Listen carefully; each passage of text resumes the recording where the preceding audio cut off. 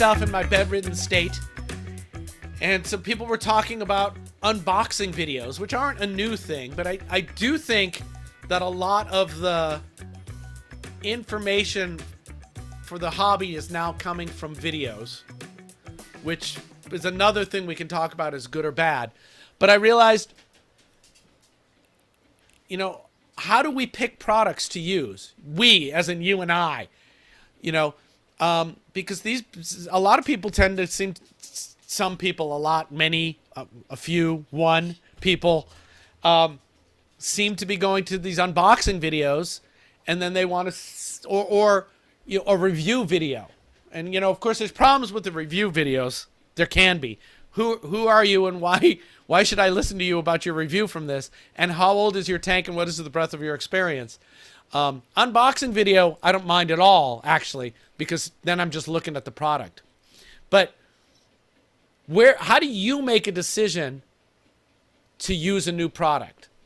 If you needed something, how would you go about figuring out which version to buy? Based on the brands that I know I like, you know, in the pumps that run them. I don't often just like, oh, there's a new skimmer, cool. Now I'll have to say, from time to time after watching a product for a while, quit making a fucking face. No, I don't. I hate the idea of experimenting with clients' wallets. I mean, that's another reason why I like to go to Macna's, is because I can put hands on something or see something work. And then I can, you know, with all the experience that I have, I can within 5 minutes or less, you know, see a new product and just think, well, that's a crock of shit or not, you know? Well, that's really useful to our listeners. No, so it is. Start a business and use other people's money to buy shit you don't know if it works or not. No, I'm saying don't do that. Oh, what are you saying? Go to Macna? Go to Macna, put your hands on stuff. Or, you know, I suppose I would say, if it's a listener watching it, you know, go to a store and try to see if they have some of these things set up, you know, so you can sort of touch it and mess with it. Okay. I mean, it's kind of difficult to, like, I have always heard that, you know, that Seachem skimmer is pretty good, so I'm going to get it. And then you get it, and then you're like, oh, damn it, I hate the way that this does this or that does that.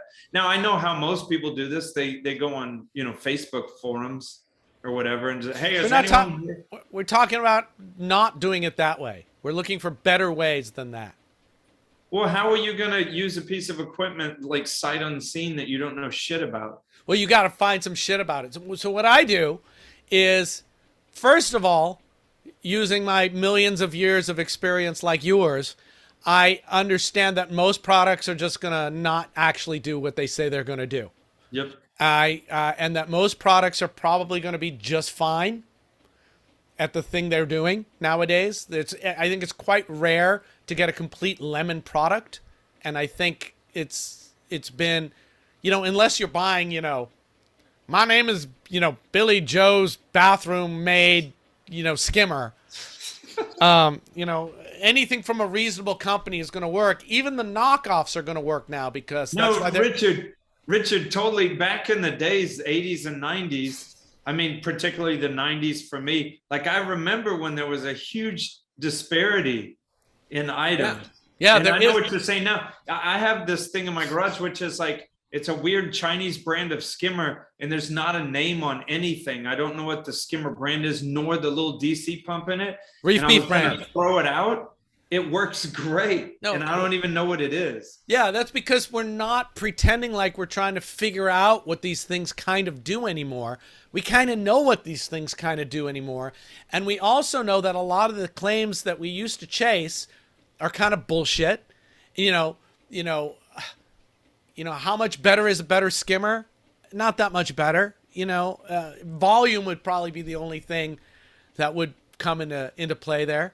I remember, I think the first thing I remember being skeptical Reef guy about was skimmers. When the Euro Reef skimmers came out, yeah, and there was the ASM skimmers, and the Euro Reefs were $800, and the ASMs were $300 or $350.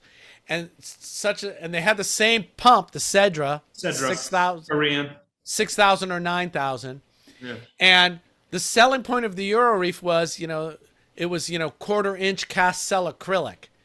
And I think we've talked about it before because it's one of my favorite stories, but it was like, what are you doing to your skimmer that you need it to be 1/4-inch cast cell acrylic instead of, super thin plastic that's going to sit in your sump and you're never going to do anything to it anyway? What is? Well, that's one of the earliest conversations you and I ever had, is because we were sort of arguing about that a long time ago, and because you were telling me, it's like, are you planning to kill someone with this with the skimmer? What are you gonna? You're gonna tackle it? It goes in your sump and you never touch it again unless you clean it, right? And in which case, I want the lighter skimmer because it's easier to move around. Now, so there's obviously sometimes when having a skimmer that costs more than twice as much and is more robust will make some kind of sense. Well, let me give you a pushback though. So as the guy who, now this has happened to me before. I go to other people's houses and clean their stuff, and there's been some fragile pieces of crap out there, and I've broken things before that have really frustrated me about other brands. Well, yeah, but I don't think in any realm the ASM skimmers were fragile pieces of crap. They just weren't. You couldn't drop them off a roof, I guess. Which the 1/4-inch acrylic is going to crack if you do that anyway. I never understood why thicker was better in any way for a skimmer. As long as well, I guess what it really comes down to is it better and is it worse, right? So is the thin, what am I giving up by having it be thin? I can't hold it up and drop it from 5 feet. Okay, I won't do that. Yeah, but when you are cleaning tanks, you are sometimes carrying something to the sink 5 feet off the ground. Sure, but you know what? A cast cell acrylic is going to crack just as, it's, if you're dropping it, it's acrylic. Okay, great. So I think that's the first thing to know, is that most things kind of work from any kind of reputable brand, and also that there are going to be times when they're going to not work, right? So you can get into stuff with like the diminutive skimmers from like, okay, again, I'll name names, but like Innovative Marine, and there's some of these companies are making these little skimmers, and I feel sorry for people that just think that, that's the pushback on this conversation, the thought that just everything works.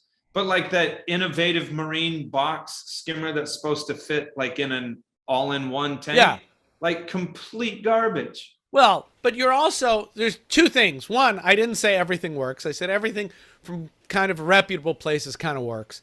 And two, a tiny skimmer, it's just not a good idea. It's just not a good, I mean, that gets back to the, what are you doing and why, and have a why and an understanding of the piece of equipment that you're supposed to use. I mean, if you do a little bit of reading about fuges and read beyond the people who say, I have a thimble full of algae and it's cut my nutrients in half, you'll see that a tiny fuge just kind of never works. And the point of ATS was to maximize the amount of algae that you could grow in a small space. Oh, footprint. Yeah. Yeah. So it's volume. It's the same thing for skimmer, I think. But like J-bow pumps. Remember when they came out and people were like, why would you use a shitty knockoff pump? And it's like, and people would say, this is when Ecotech, this was not when they were new. Because I remember when Ecotech was new, there were people ripping them off. And I remember getting in touch with them and going, these people are ripping you off, which is something I think was a bad idea at the time. And this got nothing against the Vortex. The Vortex is a great pump. Very often in most of my applications, it turns out I don't like to have the dry side sticking off the tank. That's an aesthetic thing. So I was using some J-bows and people were telling me that, oh, those are crap. And, I had 5 J-bows going at home and I had a bunch of Ecotech Vortex going at work. And I had Ecotechs go down and J-bows never. And I'm Yeah. telling you, if you I don't know what they did, but the company did do something. yeah, yeah, they got better. Yeah. You know, would I buy a first generation J-Bow? No. Nope. No. Don't buy anything first generation. So, what was I saying? I was saying things kind of work nowadays. Expect things to suck too, right? If I'm looking for a new product, first of all, I'll avoid a product that's first generation generally, right? Because let other people be a million monkeys on it. And the other thing you can do is, you know, you can get a feel for what people think by reading some online forums, but that's only going to tell you what the zeitgeist of that particular forum happens to like. And if you go to a different forum, you're going to get the opposite. So these little insular communities that we have in the reef keeping world that we don't think are insular, they're totally insular, right? So one forum thinks Ben is sexy, and another forum thinks Ben is super sexy. So you gotta watch out for that, because people start using the same thing other people use, which makes total sense, but it doesn't necessarily mean other things are bad. All pumps are not the same, and I'll use different pumps in different applications for different effect. And the only way you get that is through experience. Yeah. There's no way I can download that to anybody. So I'll talk to people who I respect, who have used the piece of equipment. I'll buy one of them and try it out for a while. I'll look at the reviews, but, you know, we all know that the reviews are not really telling you much. Talk to somebody who you respect and see what they think of it, and if they have something to say. You know, and some people shop based on return policy. Yeah. Which I guess makes sense. You know, like heaters. Warranty length. Okay, we know heaters suck, right? So what do? Usually in bigger systems, we have multiple smaller heaters on external controllers, like a Inkbird or a Ranco, and then we often have those plugged into a controller. So we know that heaters suck, so we take steps. So you're never going to find the perfect heater, because no one, except maybe Chris Maupin, has any idea of how to do heaters differently than we're doing them nowadays. We're putting this equipment in one of the most caustic environments we can, and expecting it to work forever. You get that out of your mind right now. Stuff's gonna fail. Now, you don't want to buy shit, and I understand you don't want to be replacing it all the time. I get that, and you're looking for somebody who's going to stand behind their product somewhat. Talk to people who you respect about that product and see what they say about it. You know, what was their experience of it? And most people are going to go, yeah, it worked fine. Here's the kind of little thing I don't like. You know, like somebody's going to say, Rich, why don't you like to have the dry side of a Vortec sticking out? Why don't you like that? And I can give you reasons why I don't like that.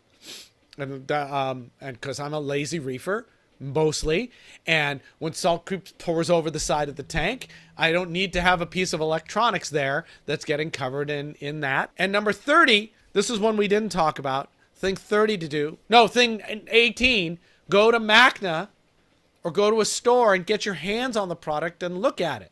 Now, if you go to a store and put your hands on the product and you decide to buy it, you might want to buy it from them, otherwise you're kind of a dick. Buy from the people who you fucking get your information from if they're selling stuff. Just give people money. Give them money. And then the last thing, and we didn't talk about this, is I think every reefer should make some of their own equipment and play with that. You know, I know about calcium reactors because I built several calcium reactors, so I have actual opinions. Well, that helps you understand the principle of what's going on. The principle and the design and why. So I have real opinions about a second chamber, things like that. Make some equipment. Beefers, let us know what you think. If we're full of shit, let us know we're full of shit. If you think we're not full of shit, let us know we're not full of shit. If there's actual topics you'd like us to talk about like this, we want to know what they are so we can do that.